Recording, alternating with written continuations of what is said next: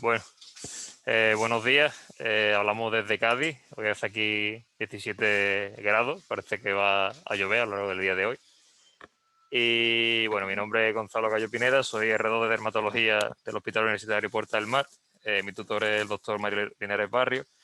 Hoy vamos a presentar la primera parte de un total de 2 sesiones para hacer una revisión de la guía española del linfoma cutáneo primario, que van a sacar una revisión de esta guía en 2021 y bueno, pues hemos decidido aprovechar la oportunidad para hacer un pequeño repaso de estas enfermedades dermatológicas.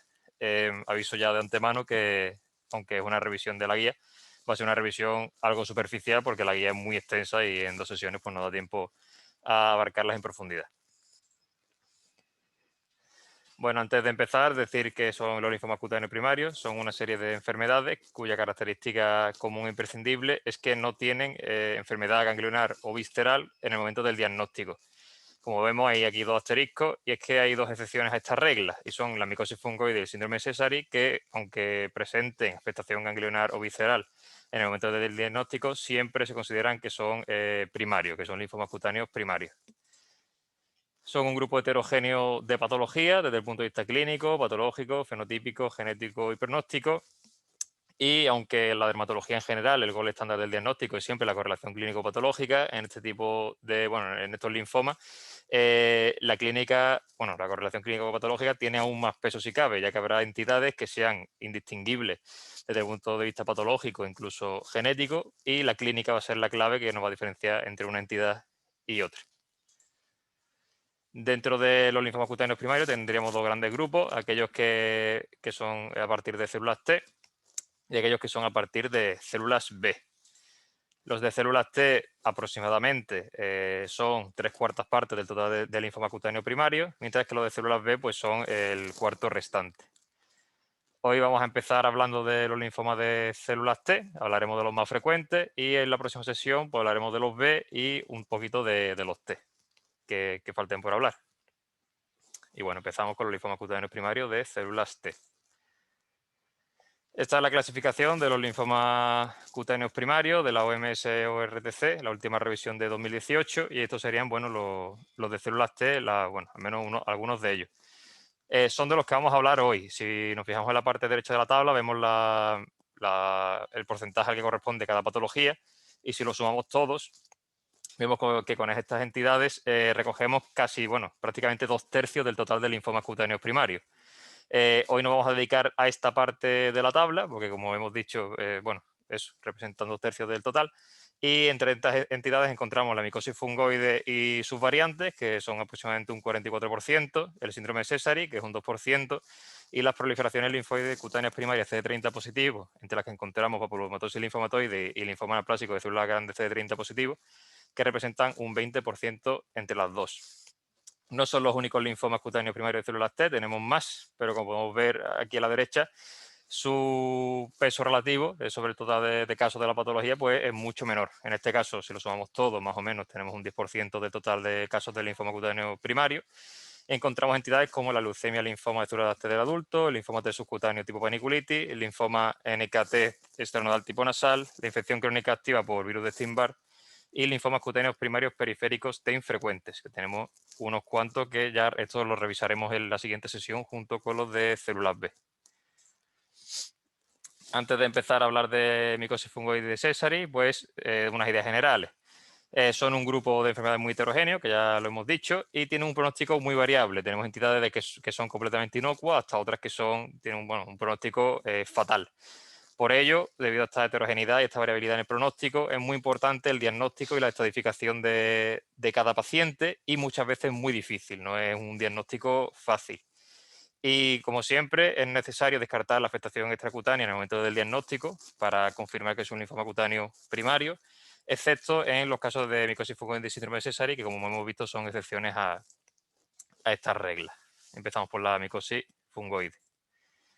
Bueno, la micosis fungoide lo tenemos aquí, con sus variantes representa un 44% del total, lo que se traduce en unos 5 o 6 casos por cada 100.000 habitantes, convirtiéndose en el linfoma cutáneo primario más frecuente. Casi la mitad de linfomas cutáneos primarios son micosis fungoide.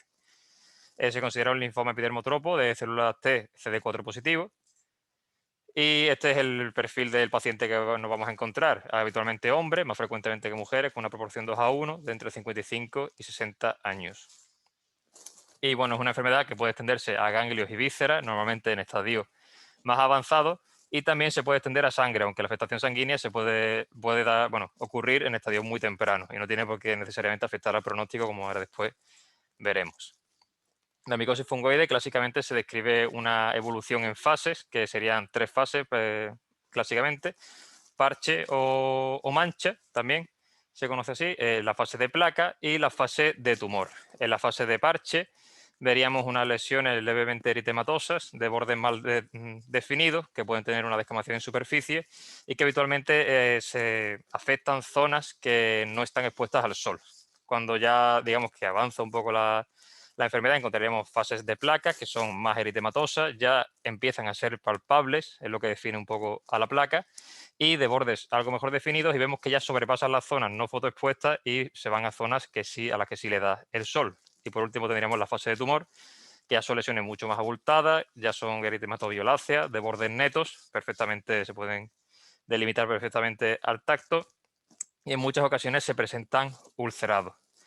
Como para puntualizar esto, decir que estas fases no son ni necesarias ni excluyentes, es decir, no es obligatorio que un paciente pase por las 3 fases de forma ordenada, puede directamente presentar tumores o directamente presentar placas, y no son excluyentes, es decir, un paciente, lo más habitual es encontrar que dentro de un mismo paciente vamos a tener lesiones en distintas fases, parches con placas, tumores con placas, en fin, se pueden combinar de cualquier forma.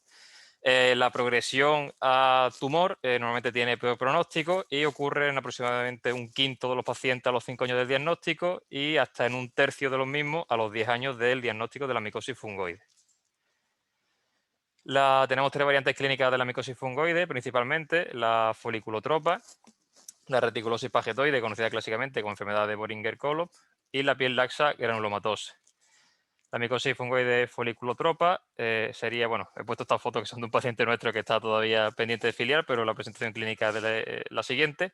Se centra en zonas, afecta principalmente al folículo piloso, por lo que aparecerá en zonas de pelo, como vemos aquí o aquí en la cabeza, produciendo placas de alopecia, y es muy frecuente, es muy característico que produzca una degeneración mucinosa del folículo piloso.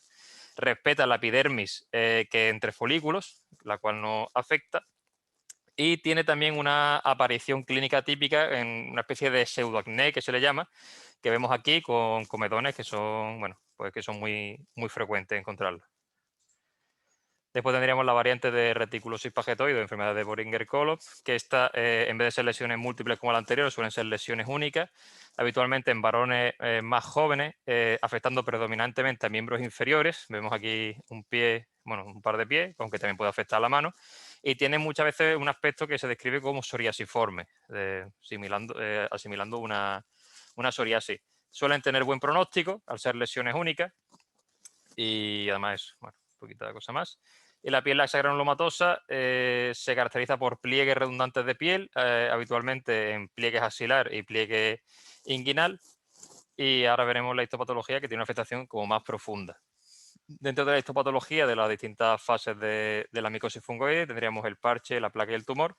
Vemos como la celularidad tumoral en el parche es escasa, mientras que en las fases de placa y de tumor es más elevada. En la profundidad de la afectación en el parche es muy superficial, habitualmente limitada a epidermis, quedando la afectación limitada a la capa suprabasal de células, mientras que en la placa es muy típico encontrar el microceso de Pautrier y ya vemos algo de distorsión del colágeno dérmico superficial, y en el tumor la profundidad de la afectación es mucho mayor, siendo muy típico un denso infiltrado dérmico, pudiendo alcanzar la hipodermis. El epidermotropismo, que es muy característico de esta enfermedad, es mucho más marcado en la fase de placa que en la fase de parche o de tumor. Y como marcadores de inmunohistoquímica, los marcadores típicos son CD3, CD4 y TCR beta F1.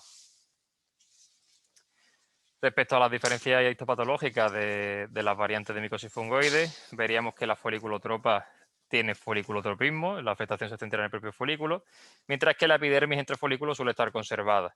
Muy típica la funcinosis folicular y la presencia de cometones en ese pseudoacné, y suelen ser CD4 positivos. La reticulosis pagetoide, la que asimilaba a una placa de psoriasis habitualmente en miembros inferiores, tiene un marcado epidermotropismo, un inmunofenotipo muy variable y ya no es, puede ser CD4, puede ser CD8, varía mucho de un paciente a otro.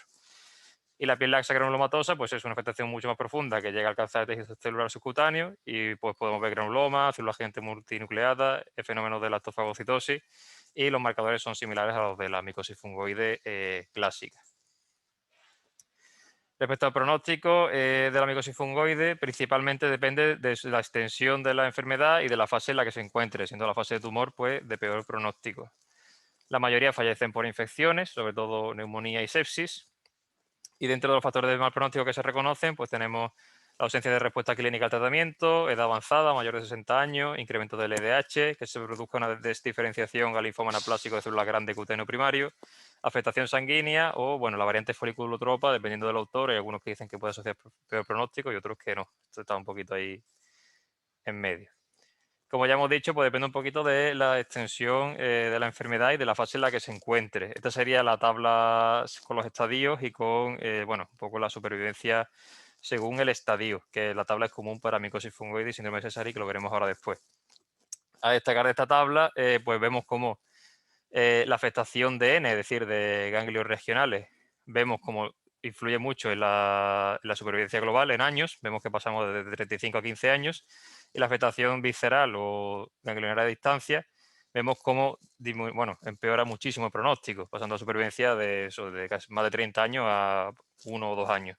En cambio, vemos como la afectación sanguínea, que esto es un poco lo que decía antes, se puede dar en estadios muy tempranos de la enfermedad y no necesariamente tiene por qué afectar al pronóstico. Bueno, eso en cuanto a micosis fungoide, y ahora vamos a hablar del síndrome de Sézary. El síndrome de Sézary es un 2% del total de linfomas cutáneos primarios, lo que se traduce en unos 0,3 casos por cada 100.000 habitantes por año. Se considera una entidad independiente de la micosis fungoide, aunque en ocasiones es difícil distinguirlas, y tiene una mediana de supervivencia de 2 a 4 años desde que se hace el diagnóstico, y la causa de muerte es por infecciones, igual que la micosis fungoide. Esto sería la típica célula de Sézary o célula cerebriforme. Para que se cumpla, para poder hacer un diagnóstico de síndrome de Sézary, hay como 3 criterios que se necesitan. El primero es referente a la piel, ¿vale? La piel de plátano, pongo ahí, que sería una afectación eritrodérmica de más del 80% de la superficie cutánea. También es necesaria la presencia de adenopatía generalizada y la presencia de células cerebriformes o células de Sézary, cumpliendo el requisito para ser un B2. Es decir, no nos vale cualquier presencia de células de Sézary. Hay unos requisitos que están aquí. Hay 3 formas de cumplir este último requisito, que sería primero un recuento mayor de 1000 células por milímetro cúbico, confirmando que existe el mismo clon en sangre periférica, ganglio y piel. Y las otras 2 formas serían mediante la confirmación de un reordenamiento clonal de TCR con una proliferación CD4 positivo con un cociente CD4-CD8 mayor o igual de 10, o con una proliferación CD4 positivo con inmunofenotipo errante, normalmente con pérdida o de CD7 o de CD26. Respecto a la clínica, lo que caracteriza el síndrome de Sézary sobre todo es una eritiodermia de instalación rápida, como el de esta foto, con una descamación habitualmente fina en superficie. Se acompaña de mucho prurito y, bueno, eso, de descamación. Y también, pues bueno, acompaña placa de alopecia, estropión debido a como la tensión de la piel, facial leonina con pérdida de la expresión facial, keratodermia palmoplantar, hiperpigmentación por fenómenos inflamatorios. Y en general puede afectar a cualquier órgano, aunque según, bueno, poner la guía y demás, la médula ósea en los pacientes suele estar libre de infiltración, pero puede afectarla también. Aquí tendríamos un paciente eritrodérmico, yo creo que la foto de antes se ve un poquito mejor. Aquí sería un paciente con alopecia por síndrome de Sézary y una paciente con facial leonina por síndrome de Sézary. Y esta es la misma tabla de antes que hemos visto en micosis fungoide, solo que para cumplir los requisitos diagnósticos de síndrome de Sézary vemos cómo todos los casos van a ser un estadio 4, de 4A1A, 4A1, 4A2 o 4B. Y vemos cómo el pronóstico de la enfermedad es muy pobre, con supervivencia muy bajita, de entre 1 año y 4 o 5 años desde el diagnóstico del síndrome de Sézary. Pronóstico, como hemos visto, es malo, la mayoría fallecen por infecciones, lo mismo que la micosis fungoide, y entre los factores de mal pronóstico pues tenemos la inclusión citoplasmática con PAS de la célula de Sézary, fenotipo CD7 negativo de peor pronóstico, infiltración de la médula ósea o ganglionar y la mala respuesta clínica al tratamiento, entre otros muchos factores, pero en general por mencionar unos cuantos. El tratamiento de la micosis fungoide del síndrome de Sézary va un poco de la mano. Lo primero decir que a excepción del trasplante de precursores hematopoyéticos halogénicos, ninguno de los tratamientos que hay para esta patología es curativo o es potencialmente curativo. Y con el tratamiento siempre buscamos controlar los síntomas en primer lugar, intentar mejorar la calidad de vida y prolongar la supervivencia si es posible. Pero al saber que la curación no es un objetivo de ello, siempre tenemos que tener muy presente el tema de la iatrogenia e intentar reducirla lo máximo posible. El tratamiento es complejo, en muchas ocasiones requiere un abordaje multidisciplinar y no hay ninguna escala de tratamiento definido, no hay unos pasos a seguir con un paciente con una de estas patologías. Y como dato importante y que diferencia esta patología de otro tipo de linfoma es que una recaída tras una línea de tratamiento no implica que no podamos volver a usar ese tratamiento en el futuro. De hecho, es frecuente que un paciente reciba el mismo tratamiento varias veces a lo largo de su enfermedad. En general, las formas de micosis fungoide de estadios precoces, desde el 1 al 2A, que son aproximadamente un 75% de las mismas, se pueden tratar de forma suficiente con terapias dirigidas a la piel. Ya después, los estadios más avanzados de micosis fungoide, que son un 25% aproximadamente, sí requieren tratamiento sistémico. Y el síndrome de Sézary siempre va a requerir tratamiento sistémico. Esto sería, bueno, la tabla de la guía. Las terapias dirigidas a la piel, tendríamos esteroides tópicos, habitualmente de alta potencia, como el clobetasol dipropionato. También la fototerapia con PUVA, que bueno, tiene como problema los efectos adversos derivados del solareno, como que suele ser sobre todo de intolerancia gástrica. La fototerapia con UVB de banda estrecha, que te evitas el problema de los solarenos y bueno, también es una opción.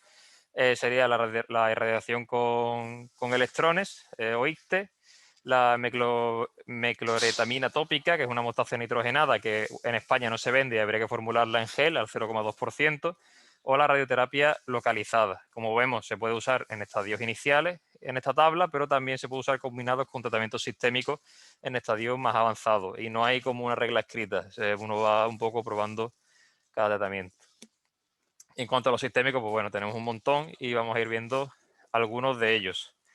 El bexaroteno, bueno, o targretin, es un rexinoide, es un derivado de la vitamina A que se une a los receptores, creo que XRX, de la vitamina A. Y en España está aprobado por vía oral para pacientes con formas avanzadas refractarias de micosis fungoide o síndrome de Sézary, al menos a una línea de tratamiento. Tiene una actuación lenta, su respuesta mediana es a las 20 semanas y antes de decir que un paciente no responde a él, tenemos que mantenerlo durante 6 meses. Como efectos adversos comunes, pues bueno, hipertrigliceridemia, como otros retinoides, y un hipotiroidismo central que se presenta en el 100% de los pacientes. Por eso se recomienda iniciar el tratamiento a un 50% de la dosis diana, incrementando progresivamente cada 4 semanas, e iniciar desde el principio hipolipemiantes y hormona tiroidea. Y sí, por supuesto, hacer un control estrecho de los mismos. Después tendríamos la fotoquimioterapia corpórea, que sería del paciente que hemos tenido nosotros hace poco, que es lo que le hemos puesto. Está aprobada por la FDA en micosis fungoide extensa y en síndrome de Sézary. Y la técnica clásica es la administración de 8-metoxisolareno, un solareno. Se hace una féresis leucocitaria del paciente, que son unas 2 o 3 horas. Después se irradian esos leucocitos con radiación ultravioleta A, estando fuera del cuerpo, unos 15 minutos. Y después se produce una reinfusión de esos leucocitos irradiados al paciente, unos 10 minutos. Tiene mejores resultados cuando la enfermedad está en sangre, por motivos obvios, que cuando afecta a vísceras o a ganglios. Y los grandes problemas de este tipo de tratamiento es que en pacientes con inestabilidad cardiovascular pues no se pueden usar o puede presentar complicaciones. Y sobre todo la infección de la vía, sobre todo cuando al paciente se le pone una vía venosa central, como ha sido el caso de nuestro paciente, que al pobre apenas le ha durado una semana este tratamiento por complicaciones infecciosas. Dentro de los anticuerpos monoclonales tendríamos 3 principalmente: el alemtuzumab, el brentuximab vedotin y el mogamulizumab. El alemtuzumab es un anticuerpo monoclonal humanizado contra la CD52 que, aunque tiene una eficacia demostrada en leucemia linfoide crónica y otros síndromes linfoproliferativos crónicos, no está aprobado todavía ni por la FDA ni por la EMA para esto. Aunque sí hay estudios que reflejan que que tienen respuestas duraderas en micosis fungoide extensas, con afectación sanguínea y en síndrome de Sézary. Lo comento un poquito porque si lo prueban de aquí en un futuro, pues bueno, que nos suene. Los efectos adversos más frecuentes son sobre todo mielotoxicidad e inmunosupresión celular, que además pueden ser muy duraderas. Hay que tener mucho cuidado con el citomegalovirus, del cual tenemos que hacer carga viral de forma semanal, y además está recomendado hacer la profilaxis con cotrimoxazol y aciclovir, los cuales se tienen que mantener hasta 2 meses después de suspender el tratamiento, porque esta inmunosupresión es duradera. Después tenemos el brentuximab vedotin, que es una mezcla, es un anticuerpo quimérico anti-CD30 junto con un quimioterápico, que es la monometilauristatina. Y este sí está aprobado por la FDA y por la EMA para micosis fungoide de síndrome de Sézary y otros linfomas T cutáneos primarios de estadios avanzados, 2BA4, con expresión de CD30, para ser un anti-CD30, en recaída o que hayan sido refractarios al menos a una línea de tratamiento sistémico previo. Como otro tratamiento, se le puede dar a un paciente, si responde pues se le retira y si en un futuro lo vuelve a necesitar se le puede volver a poner. Como efectos adversos y más frecuentes, la neuropatía periférica, que se presenta en hasta 2/3 de los pacientes, habitualmente en un grado que es leve y habitualmente reversible, aunque en algunos pacientes pues, puede ser muy limitante y es un motivo para suspender el fármaco. Y el último, dentro de los anticuerpos monoclonales, el mogamulizumab, un anticuerpo monoclonal humanizado contra el CCR4, que también está aprobado por la FDA y por la EMA para micosis fungoide de síndrome de Sézary, tras una línea de tratamiento sistémico previo, y que, bueno, como reacciones así más frecuentes, pues son la infusional, diarrea y exantema. Eso respecto a los monoclonales. Después tenemos otras líneas de tratamiento, como los inhibidores de la histona de acetilasa, como romidepsina y borinostat, que están aprobados por la FDA, pero no por la EMA, para la terapia del linfoma cutáneo T, en recaída o refractariedad, tras una línea de terapia. Y bueno, la romidepsina va contra la histona de acetilasa de clase 1 y el borinostat contra la histona de acetilasa de clase 1 y clase 2. Sus efectos adversos más frecuentes, gastrointestinales, náusea, diarrea y pérdida de peso, pudiendo en casos graves llegar a la deshidratación. Y como complicaciones hematológicas, pues trombopenia y anemia. Y bueno, hay nuevos tratamientos que están en estudio. El pembrolizumab, porque se han descrito alteraciones en PD1 y PDL1. Duvilezib, que es un inhibidor de la PI3K. Lenalidomida, bortezomib, un inhibidor de proteasoma y otros cuantos que, bueno, que están en investigación y puede que de aquí a un tiempo pues lo veamos aprobado para estas indicaciones. Esto sería un esquema que está en la guía, que os lo dejo aquí, un poco como una propuesta, ¿no? de esquema a seguir a la hora de tratar a un paciente. Vemos que en estadios precoces, 1A, es admisible la atención terapéutica, mientras que ya cuando vamos de aquí hacia la derecha ya ponemos tratamiento siempre. Habitualmente empezamos con tratamientos dirigidos a la piel y ya después pues sí tendremos que ir añadiendo tratamientos sistémicos según nos movemos hacia la derecha. Este orden de aquí no es un orden, esto no quiere decir que tengamos que hacer uno y después los otros, sino que pues podemos ir haciéndolo en distinto orden, que lo podemos ir combinando un poco como veamos que lo necesita nuestro paciente. Y vemos como en el síndrome de Sézary empezamos directamente con tratamientos ya sistémicos. Por último, el trasplante de precursores hematopoyéticos es la única opción terapéutica de esta patología que tiene posibilidades curativas. Y bueno, no voy a entrar mucho en profundidad, es un tema bastante complejo y extenso. Solo decir que no hay una terapia de acondicionamiento ideal para el trasplante. Sobre todo el alentuzumab pues tiene muchos problemas con citomegalovirus y el mogamulizumab parece que tiene más casos de enfermedad de injerto contra huésped agudo y puede ser que el besarteno fuese como la opción más a elegir, pero bueno, eso no está claro. Y decir que, perdón, el brentuximab, el brentuximab podría ser la opción como mejor para el acondicionamiento. Y decir que hasta un 50% de los casos después del trasplante hay recaída y aparte pues hay mucha mortalidad asociada a procesos infecciosos. Entonces, bueno, es difícil de elegir muchas veces esta opción terapéutica. Eso sería respecto a micosis fungoide y síndrome Sézary. Y ahora vamos a ver las proliferaciones linfoides cutáneas primarias CD30 positivo.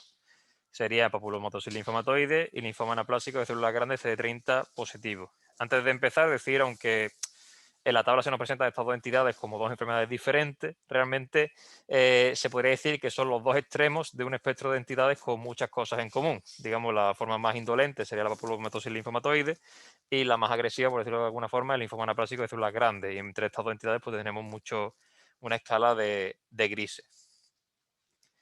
Empezamos por la papilomatosis linfomatoide, en torno a un 12% del total de linfomas cutáneos primarios. Predomina en hombres de 40 o 50 años, aunque hay casos en niños. Y la lesión elemental, como su nombre bien indica, son pápulas, o si son de mayor tamaño, nódulos, de color habitualmente pardo rojizos, que siguen una evolución muy característica. Primero aparece la pápula, después se produce una ulceración necrótica del centro de la pápula, la cual se resuelve sin hacer nada, sin tratar nada, entre 3 y 12 semanas, dejando una cicatriz, descrita como varioliforme. Las pápulas tienen un número muy variable, pueden aparecer desde menos de una decena hasta cientos en un mismo paciente y no suelen presentar predilección por ningún área anatómica en particular, pueden aparecer en cualquier sitio. Aquí tendríamos 3 pacientes, el de la derecha sería la presentación, digamos, típica con la pápula, con esa ulceración necrótica central, la cual solo encontramos en un 20-30% de los pacientes, y las otras dos pues serían pápulas que no están ulceradas, pero que también son papulomatosis linfomatoide. Vemos como es algo que en ocasiones puede ser muy poco expresivo. Sigue un curso benigno, aunque en general, aunque tenemos que tener un poco de cuidado, no nos vaya a ser un lobo con piel de cordero, ya que hay casos descritos con diseminación ganglionar y visceral, aunque son pocos, y lo que sí es más importante es que hasta un 20% de casos de papilomatosis linfomatoide asocia otro linfoma, principalmente micosis fungoide y también el linfoma anaplásico de célula grande cutáneo primario. Dentro de la papilomatosis linfomatoide, histológicamente distinguimos 5 tipos, A, B, C, D y E, y bueno, hay un sexto tipo asociado a un gen, que aquí no vamos a ver, pero bueno, que sepáis que también existe. La más frecuente es la tipo A, también conocida como histiocytítico, y son un 70% de los casos, habitualmente CD4 positivo. Después tenemos la tipo B, que es el tipo linfocítico, que hay que hacer un diagnóstico diferencial a nivel clínico con la micosis fungoide porque histopatológicamente pueden ser idénticas. La tipo C ocurre lo mismo, pero con el linfoma T de células grandes, que hay que hacer un diagnóstico diferencial con esta entidad a nivel clínico porque histopatológicamente pueden ser muy similares, también CD4 positivo. La tipo D, que es CD8, y hay que hacer un diagnóstico diferencial con el linfoma cutáneo T epidermotropo agresivo CD8 positivo. Y la tipo E o la angiotropa, que hay que hacer un diagnóstico diferencial a nivel clínico con el linfoma TNK de tipo nasal. Si vemos, bueno, aquí en estas tres predomina el CD4, en estas dos de la derecha predomina CD8. Realmente esta clasificación, esta subclasificación histológica no tiene ninguna importancia a nivel pronóstico, pero es importante conocerla, sobre todo para poder hacer el diagnóstico, ya que a nivel histopatológico sí presentan mucha variabilidad. Esta sería la presentación típica, el tipo A, recordemos, o histiocytica, de un 70%, donde vemos un infiltrado polimorfo superficial, que en ocasiones puede incluso imitar a una reacción inflamatoria o infecciosa normal. O sea que muchas veces lo que nos va a dar la clave en el diagnóstico, como ya he dicho, es sobre todo la clínica. La papilomatosis linfomatoide tiene muy buen pronóstico, tiene una supervivencia a los 5 años del 100%, por lo que en muchos casos la actitud conservadora está contemplada. Si el paciente no le molesta mucho, pues podemos no hacer nada. No hay tratamiento curativo y los tratamientos, pues bueno, un poquito de corticoides tópicos, fototerapia, metotrexato a dosis baja, besaroteno, interferón sistémico interlesional, el brentuximab vedotin, que es un poquito una cosa, como son CD30, trastornos CD30 positivos, pues parece que está como cobrando más protagonismo. Y lo que sí es importante saber es que, aunque es una patología muy indolente, tenemos que seguir al paciente de por vida, porque un 20% asocia a algún otro tipo de linfoma. El otro extremo de este espectro de enfermedades sería el linfoma anaplásico de célula grande cutáneo primario, CD30 positivo, que tiene un nombre precioso, y su diagnóstico exige 3 características principalmente. El primero de ellos es descartar que no exista una historia de micosis fungoide previa, porque si existiese, consideraríamos a la entidad como una micosis fungoide transformada. El siguiente paso sería descartar una enfermedad visceral o ganglionar diagnóstico, porque si no lo consideraríamos una afectación cutánea de un linfoma cutáneo de células grandes sistémico. Y también que más del 75% de la celularidad tumoral sea CD30 positivo. Se presenta habitualmente en hombres con una proporción de 2 a 3 a 1 respecto a mujeres de unos 60 años, aunque igual que la papilomatosis linfomatoide hay casos infantiles descritos. En este caso no son pápulas lo que encontramos, sino encontramos una tumoración habitualmente única y de crecimiento rápido. En hasta un tercio de los casos van a estar ulceradas al diagnóstico y en algunos pacientes, un 20 o un 40%, sí pueden presentar lesiones multifocales. En la papulomatosis linfomatoide no había predilección por ninguna área anatómica, en este caso predominan en los miembros inferiores. Y al igual que en la papulomatosis linfomatoide, en ocasiones las lesiones pueden regresar espontáneamente, hasta en un 40% de los casos. Esto sería la presentación de un linfoma anaplásico de célula grande cutáneo primario.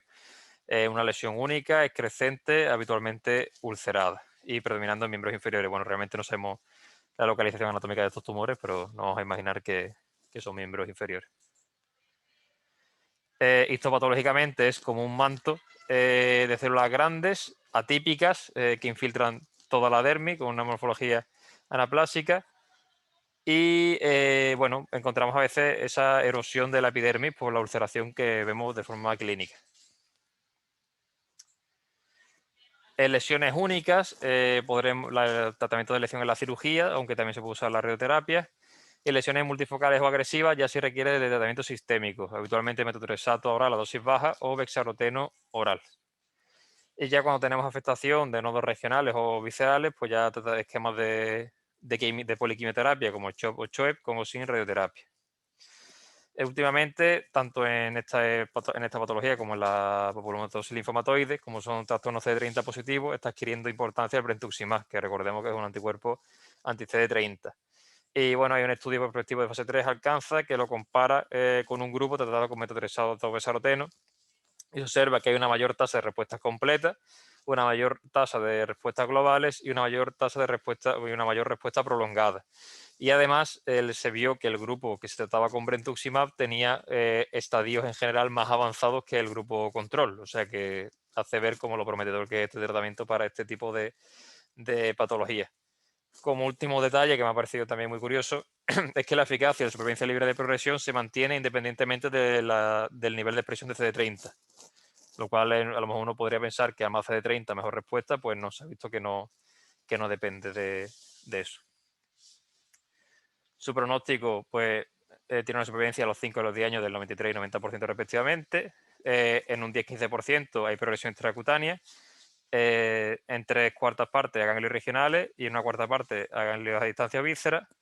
Y la progresión ganglionar se considera un factor de mal pronóstico, pero la afectación ganglionar en el momento del diagnóstico, en cambio, no tiene repercusión pronóstica, lo cual me ha parecido también un detalle a tener en cuenta. Y bueno, esto sería un poquito, al igual que hemos visto antes, esto sería un poquito el esquema de tratamiento. En la papulomatosis linfomatoide vemos como la observación es tolerable en estadios más localizados, mientras que ya cuando son más extensos sí hay que tratar de forma sistémica. Y en cambio en el linfoma anaplásico de célula grande nunca podemos observar, siempre tenemos que tratar. En lesiones más únicas y localizadas, cirugía o radioterapia local, y ya pues vamos asociando terapia sistémica, metotrexato, brentuximab, bexaroteno, interferón, o esquemas de poliquimioterapia cuando haya enfermedad nodal o visceral. Y bueno, hasta aquí la primera parte de la sesión. Esa es una tortilla de mi padre, que la verdad que es que tiene un arte impresionante haciendo tortilla. Y nada, nos vemos la semana que viene.